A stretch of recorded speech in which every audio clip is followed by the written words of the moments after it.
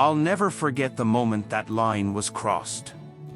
It was a Sunday evening, dinner with my family, the air alive with warmth and laughter, until her voice sliced through it like a knife.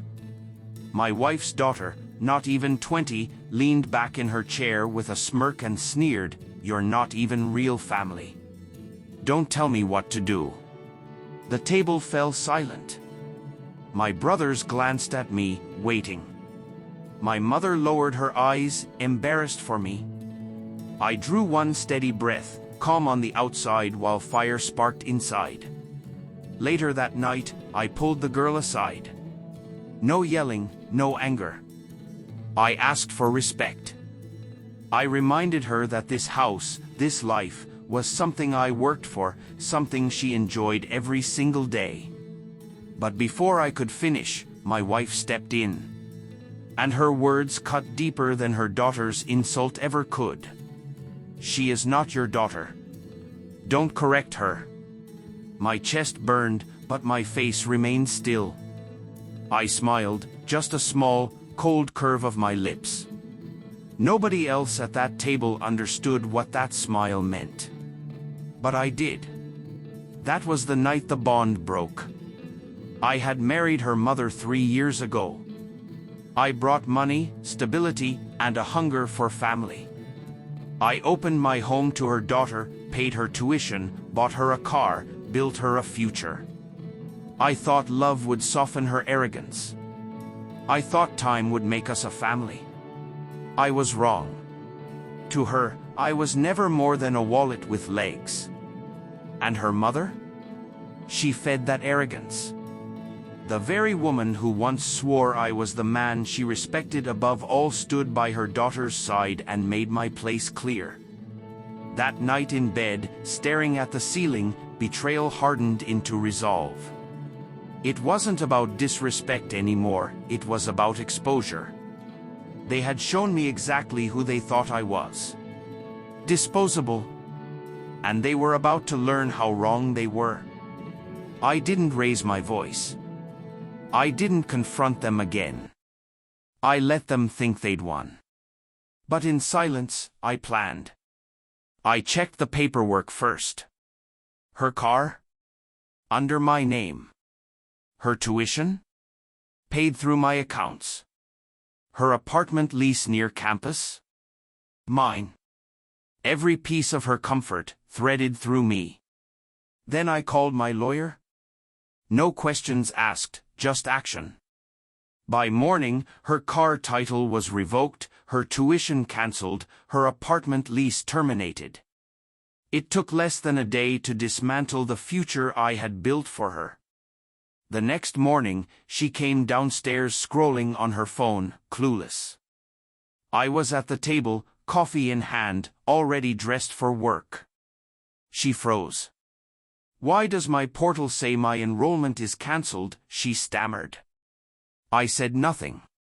Minutes later, she stormed outside.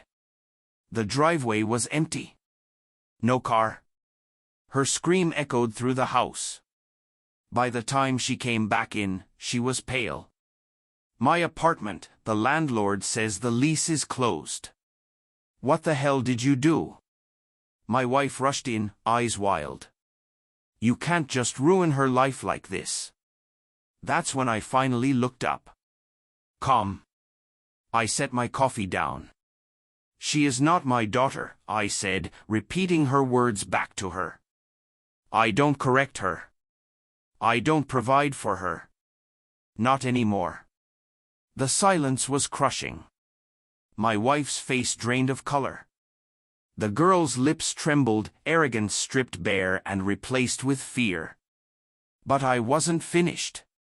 Revenge isn't a single blow, it's a slow unraveling. I shut down the joint account my wife enjoyed. I froze the cards she spent so freely. Every luxury, every outing, every trinket she flaunted came from me. And I took it all back. Within days, the daughter was begging her mother for rides, cash, help. The university refused her without cleared dues.